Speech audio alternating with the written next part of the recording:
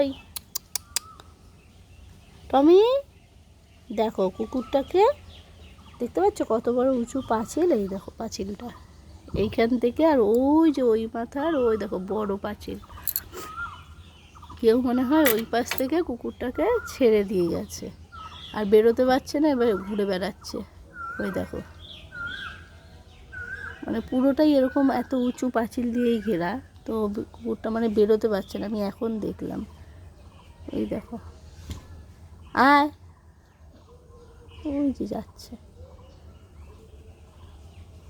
বুঝছো কত উঁচু পাঁচিল, কেউ বদমাশি করে ছেড়ে দিয়ে গেছে।